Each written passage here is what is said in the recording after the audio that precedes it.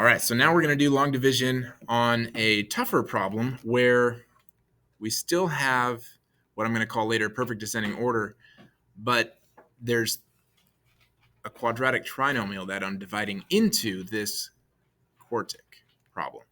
And so it's just a little bit tougher looking. It's not that much harder than the previous problem. We just have a little bit bigger distribution to happen. So we go ahead and set it up where what I'm dividing into goes inside. I have 4x to the 4 minus 17x to the third minus 11x squared plus 30x plus 16.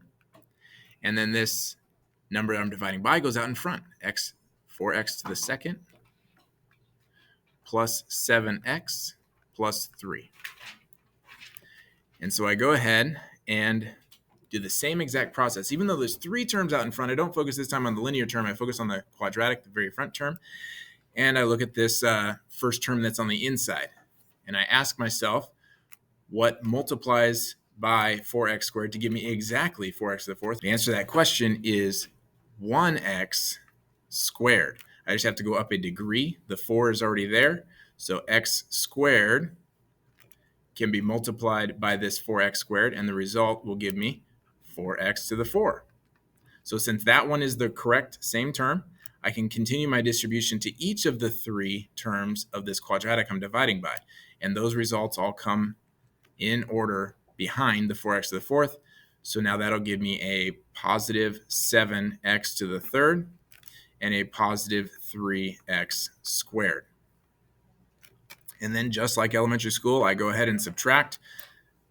But different than elementary school, I need to distribute that negative sign across a trinomial now. So this negative sign is going to make a negative 4x to the 4, a negative 7x to the third, and a negative 3x squared.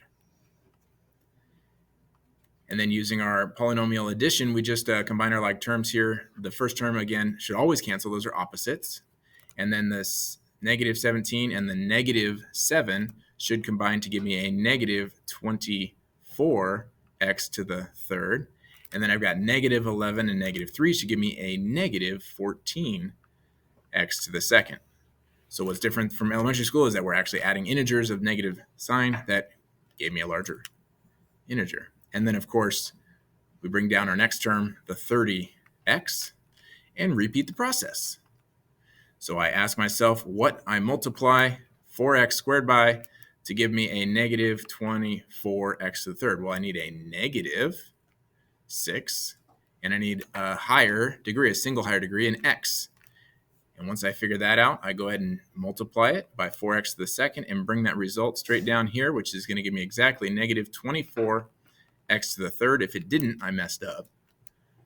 So I take my negative 6 and continue to distribute to each of the terms, and that continues to bring down underneath here a negative 42x to the second and a negative 18x. So then I go ahead and multiply that by a negative value to get the subtraction to happen. Distributing the negative sign will cause this to be a positive 24, a positive 42, and a positive 18. So then adding vertically, first term, of course, cancels by design. And then I add my 42 and my negative 14, which should give me 28x squared. And then I have 30 positive 18, which should give me a positive 48x. And finishing by bringing down the 16. One more time, we look at the first term, the 4x squared, and our 28x squared, and decide what multiplies to give me the 28x squared to the 4x. And so we come up with a positive 7. And that positive 7 simply distributes to all 3 of these terms up front, and those results come down below. So that should give me a 28x squared, a 49, positive 49x, and a positive 21. Now, this time, I do not have a remainder of 0. When I distribute my negative sign, I'm going to get a negative 28, a negative 49, and a negative 21, which results in a negative x minus, oops,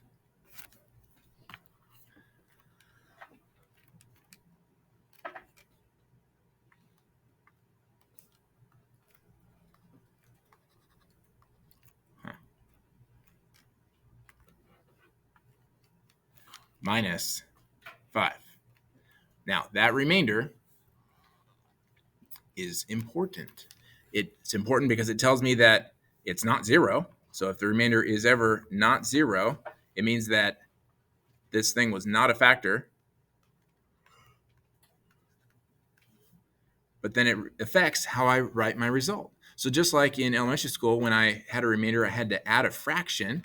So our job is to add a fraction here. Notice the directions say, go ahead and take your quotient and then add your remainder divided by what you were dividing by. That's the b. It wasn't defined up here, but this is actually your b of x, this thing that we're dividing by. So our job is to take this result. This is the quotient. This is that q of x piece.